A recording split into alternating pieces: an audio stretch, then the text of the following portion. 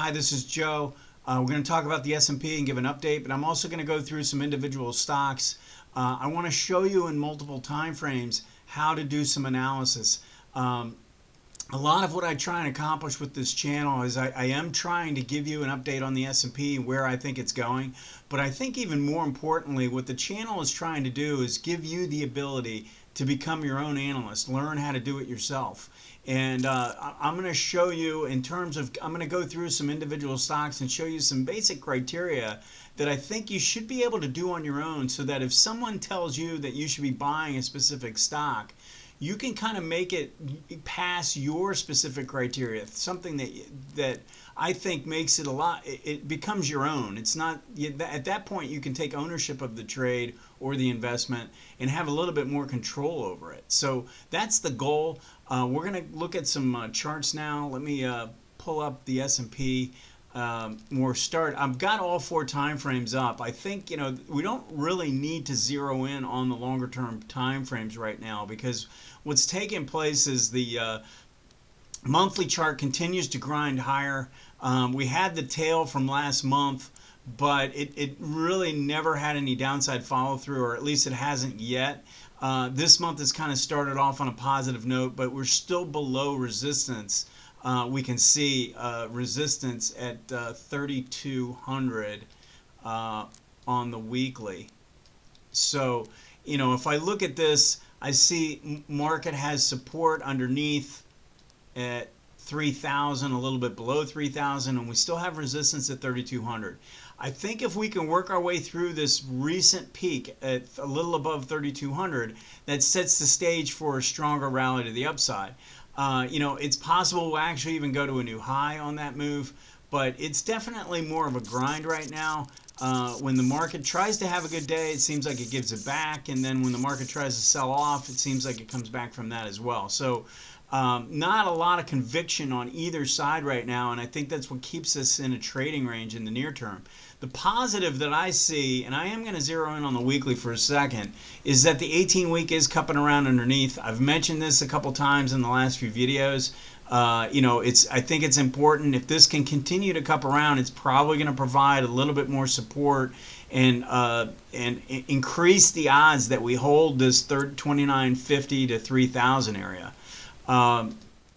This is really, the daily chart is really where I've been focusing my energy recently, because if you're looking at multiple time frames, a trend is going to reverse on a smaller time frame before it reverses on the higher time frame.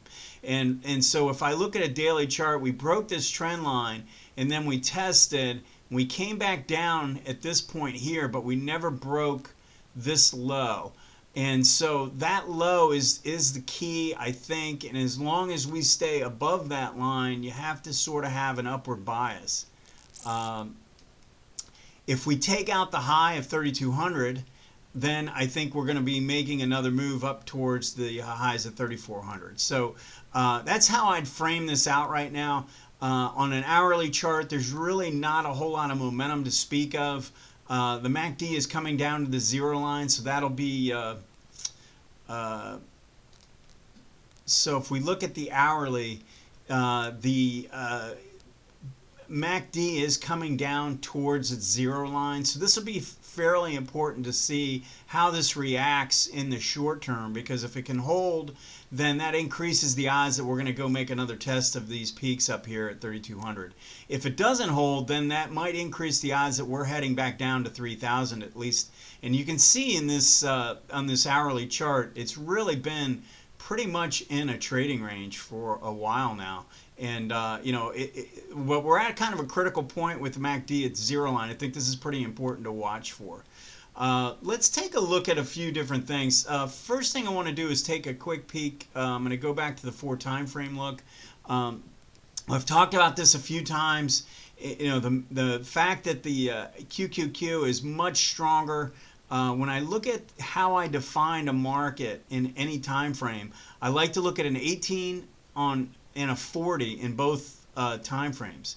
I do like to look at the MACD, and I do like to look at the ADX, but I think if you get really good at understanding what the moving averages are showing you, you're gonna be way ahead of the game, because you're gonna have a much higher degree of accuracy when you start going down and looking at MACD and ADX. So the first thing I would tell you is that if price is above, or I should say, if the 18 on any time frame is above the 40 and both are rising, you're in an uptrend on that time frame. I mean, it would be hard.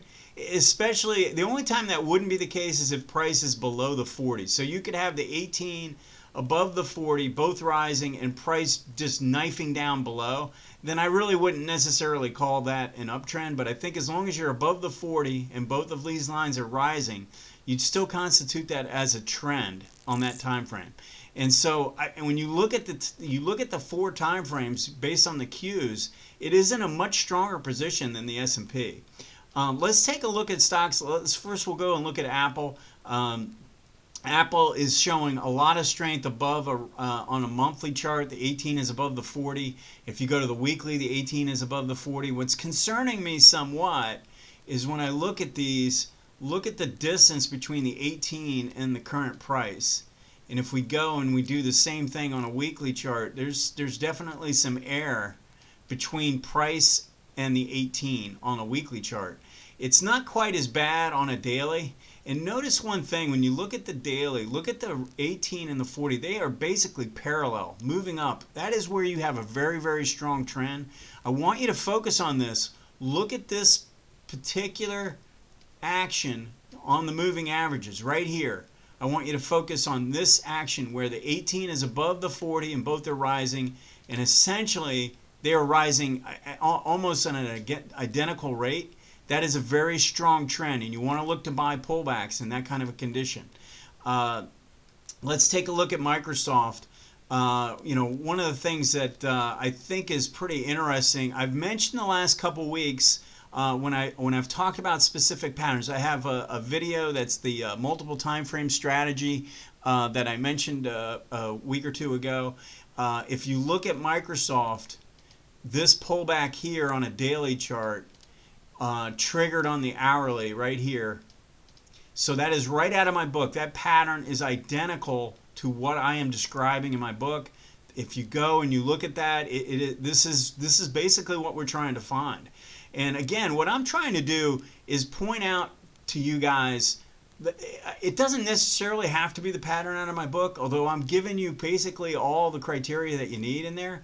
But you need to have some kind of a strategy so that you're not going to fall victim to, someone tells you ought to go buy Tesla, or, you go listen to Jim Cramer and he tells you go buy this or buy that. You need to have your own way of looking at the world so that you're not going to be caught up. I mean, it's a lot less stressful if you know what types of patterns to look for and then go ahead and wait for those triggers to develop. Let's look at JP Morgan. So if we go and we look at what's taken place in Microsoft, look at the trend in Microsoft.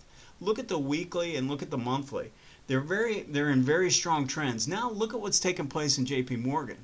We're below both these moving averages. The 18 has not crossed down below the 40 on the monthly chart, but both lines are starting to decline.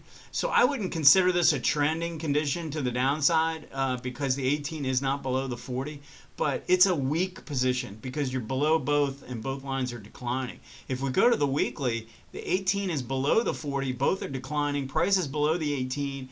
I have to consider this in a downtrend.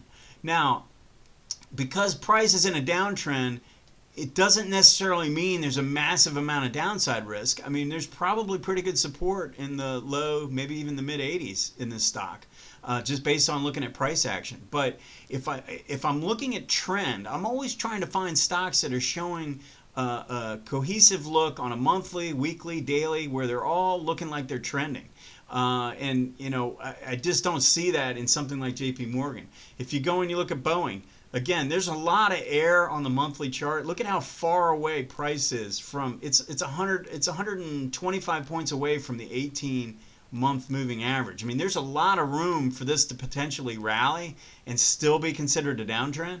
But if you look at what's going on the weekly, the 18 is below the 40 and both are declining. If you start looking at the market this way and looking at individual stocks this way, you're not going to fall victim to buying this at 200 or 250 because you think, hey, this looks like it's turning around. You're going to wait for criteria, specific criteria. Look at Tesla. So Tesla's a great example. This is a stock that showed massive support at 400 when the market was crashing to the downside. It came down and held this support area. And notice what was happening on the weekly chart. The 18 was above the 40 and both were rising. Now, if you notice, as I've gone through every single one of these stocks, not once have I even mentioned MACD or ADX. But in this instance, I'll tell you, if you look at what the ADX looked like on the monthly chart of Tesla, and then look at the weekly ADX holding above 25 during the bear market, this is the type of stock that you really want to focus your energy on when the market turns around.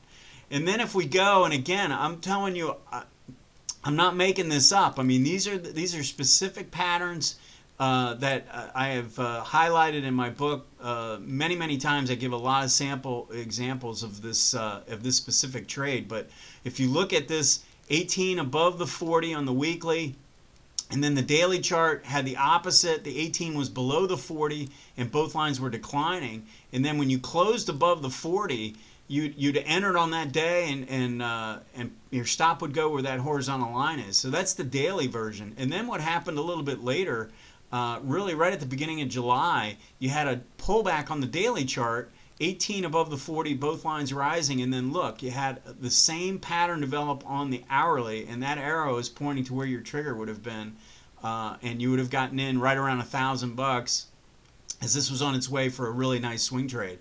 So that was a pretty good example. Now let's go back and look at something like Delta Airlines. Delta Airlines, the weekly chart, 18 below the 40, both lines declining. Now, again, there's a lot of separation on the monthly chart. There is some room, and maybe this is just going to end up being more of a sideways pattern, and we probably have some support down here. But we're talking about something that's in a downtrend on the weekly chart, and I think no matter what style of how you want to invest, either real short term or longer term, the weekly is still a pretty good proxy. You like to have the wind at your back, and if you're fighting the weekly chart, you're really going to have a much harder time making money. If you look at something like Nike, I mean, the monthly chart is actually in a pretty good trend, but the weekly is more flat neutral, trading around this 100 area after it reached the prior peak. So if we're looking at this, I would say, I actually think if this can hang around this 100 area, maybe between 95 and 100 over the next few weeks, there's a pretty good chance this is going to start working its way up through this resistance zone. Just the fact that there's sellers just aren't coming into the market here. Let's look at something like Amazon. I've actually highlighted 2 trades in Amazon.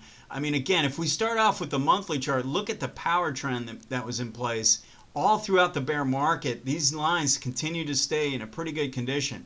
And then we had the reversal on the weekly chart, and it got going.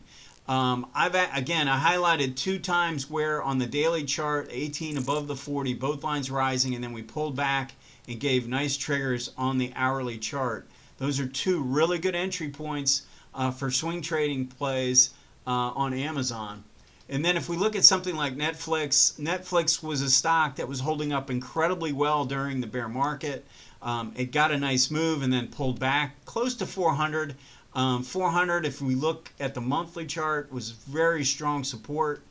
And so we got the strong move to the upside, and then when we pulled back, we actually got a trigger with the weekly above the 18 and a 40, and both of them rising. And then we had the trigger with the price closing above the 40 right here on the daily chart. So those are just some examples. I'm trying to show you guys that I think if you understand how to use the 18 and 40 as a buddy system, and then be able to do that in multiple time frames, it's going to help.